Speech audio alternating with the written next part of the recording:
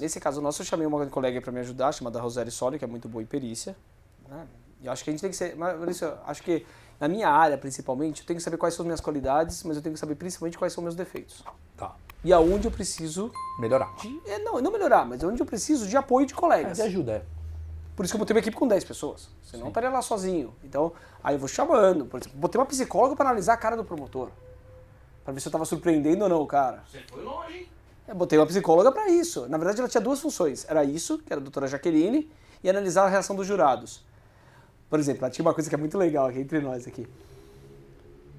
Tem algumas colocações no júri que acabam sendo umas provocações da acusação com a defesa com a provocação. A gente acaba brigando ali no júri, brigando assim. A gente acaba tendo uns debates.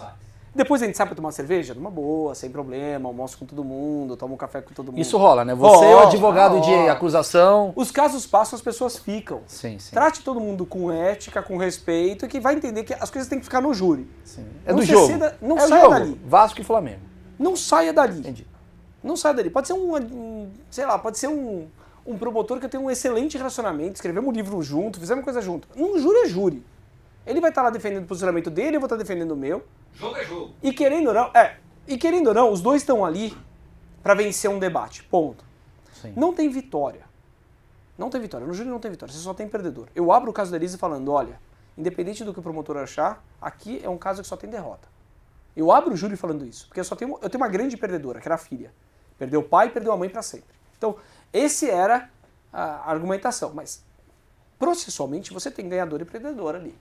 Né? Mas... Ou no caso não tão ganhador ou tão perdedor. Tipo, no caso a sua vitória não é absolvição. A sua vitória não. seja, tipo, diminuir 5 anos numa pena porque estava sendo injusta a pena que estava sendo... Minha vitória foi trocar uma pena de 30 e tantos anos que o promotor queria por 16.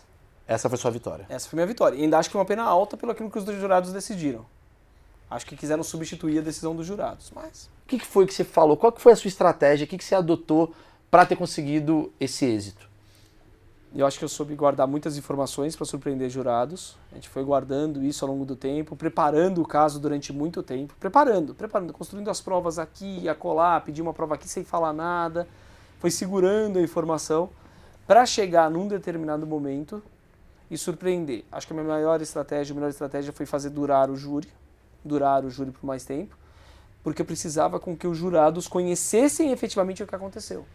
E não aquilo que tinha sido colocado. Se desintoxicasse de tudo. Ficassem neutros. Tudo.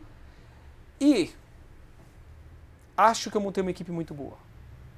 Tive um aparelhamento de uma equipe que foi extraordinária, e todo dia eu motivava os caras, todo dia na frente da menina.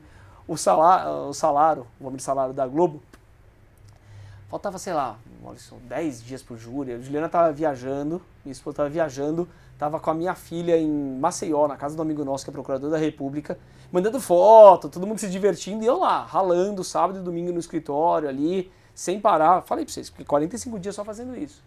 Aí eu desço pra almoçar no domingão, eu vejo o Valmir Salaro voltando, ele todo suado, ele não deve lembrar disso, mas ele todo suado, molhado, assim, tava caminhando, né, tinha ido fazer um exercício. Ele põe a mão assim no meu braço e fala... Tá chegando o júri, né, doutor? Você me chama de doutor. Eu falei, tá, legal, né? Tá chegando. Vai ser um massacre, hein? Caralho. Porra, eu era advogado de defesa, entendeu? Eu podia ter tomado um soco na cara disso e... Puta, tomei o soco, mas podia ter abatido e falado, puta, vou embora pra Maceió também, já ferrou mesmo, não tenho o que fazer. Mas eu usei aquilo como motivação. Todo dia eu chamava minha equipe na frente da cela da Elise e perguntava se eles tinham ido lá pra ser massacrados ou se eles tinham ido lá pra fazer um bom trabalho. Caralho, é tipo Luxemburgo, mano. Futebol, irmão. É o Luxemburgo no Tem que Cruzeiro. pau pra cima. Meteu. Então, isso foi legal, cara. Isso foi bem bacana. Você falou da sua equipe ter 10 pessoas. O que cada um faz ali? Você falou que tinha um cara que cuidava só da psicóloga, da psicologia. Na mesa, ó. Rapidão pra vocês verem. Pensa na mesa do júri, tem 4 pessoas sentadas e a Elise aqui. Então a Elise, do lado da Elise é a Juliana, que é a advogada civil da Elise, que é a sua minha esposa. A Juliana é foda. Se eu sou alguma coisa boa, ela é 1000 vezes melhor. A Juliana realmente, ela manda muito bem.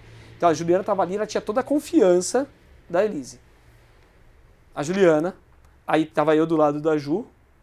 Do meu lado estava a Roseli Sólio, que é uma advogada especialista em perícia, e o sócio dela, que foi perito durante 30 anos no IC, no Instituto de Criminalística, porque nesse caso a perícia é importantíssima.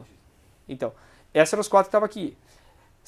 Na plateia, ali do lado, tinha um médico, o Dr. Ricardo, para questões médicas que pudessem surgir ali, ele dá esclarecimentos técnicos pra gente, afinal de contas, o meu perito, o Sami, que é um perito extraordinário, o Samuel Jundi, esse cara, o nosso assistente técnico que apareceu lá na série, tá na ONU agora, fazendo trabalho pra ONU, já fez a exumação do Jango, quer dizer, é um cara que tem uma experiência absurda com a nossa idade, assim, absurda, você fala, meu, precisou nascer 20 vezes pra conseguir. Legal pegar esse cara pra fazer um achismo. Ele? Fazer o achismo com ele? Só acho que ele tá na ONU, você consegue fazer a distância? Acho que eu consigo ir pra ONU. Ele paga a passagem? Como é que faz? Ele faz virtual. Porra, legal. Com ele seria sensacional. Falar com o cara da ONU. Porra, ele deve estar vendo esse vídeo. Ligamos pra ele já daqui. Boa. É um perito A gente para e liga. que tava na série, o Sam, é isso? Samuel Jundi. A gente liga pra ele daqui agora, se ele atender, eu não sei onde ele tá. É o da barba? Ele que Não. Esse da barba é o perito Do deles. É o perito da justiça. Esse cara é Dr. Jorge maravilhoso. Pereira. Pra entrevistar é maravilhoso. Tem um cara lá. corpo fala. Seu corpo fala com você, o cara do Senhor dos Anéis. Maravilhoso. O corpo é mais bonito por dentro, o homem é mais bonito por dentro do que por fora. Isso é maravilhoso. Mas esse cara, você acha que ele daria aqui é acessível? O Sami? Não, o Barbinha lá. Não sei, ele não tem muito contato. Tá. Eu achei que ele fez um péssimo trabalho no nosso caso. Fez um trabalho horrível. Tretou. Não tretei. Cortes. Já temos Não, eu não cortes. tretei, mas veja. Polêmica. O cara era o segundo homem do Instituto Médico Legal e não pediu um exame. Fez tudo a olho nu. É aquilo que eu falei numa entrevista quando saiu do júri. Ali no júri, depois que ele falou, eu falei, veja, a gente não pode mais ter um processo penal que aquilo lá garantia só idiota. Eu tenho que acreditar porque o cara tá falando que foi aquilo que ele viu. Aí eu pergunto pra ele, mas porra, peraí. Você tirou uma foto daquilo que você tá falando que você viu? Ah, não, eu acho que não tinha máquina fotográfica. Tinha foto do corpo externo. Como não tinha máquina fotográfica? Não tirou porque não quis. Não mandou fazer um raio-x porque não quis. Não mandou fazer uma ultrassonografia porque não quis. Não mandou fazer uma análise patológica porque não quis. Sim. Então, ó, tinha o médico, o Ricardo, tinha a psicóloga, a doutora Jaqueline, que era sensacional. As sacadas que ela dava, às vezes a gente tava ali nos embates com o promotor, coisa e tal, ela ficava olhando os jurados.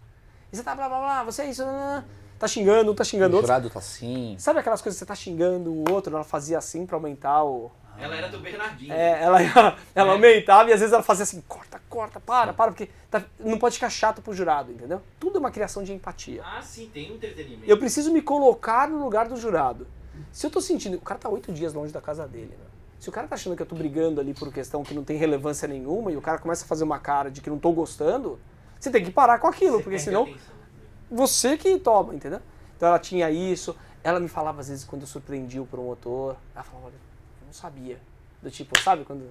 Ela tá de olho em reações que te interessariam, né? Essa era a função Isso dela. é genial, cara. Metaforanda. Metaforando, né? Não, De certa ela forma. foi maravilhosa. Isso é genial, cara. Parar pra pensar que você, na verdade, é um cara que é baseado... Eu chego a essa conclusão.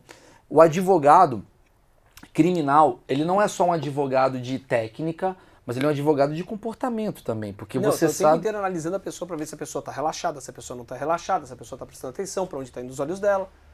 Se eu tô falando com o jurado, ele tá olhando pro outro lado. O que eu fiz no júri? Lembra que eu falei que eu juntei um monte de imagens?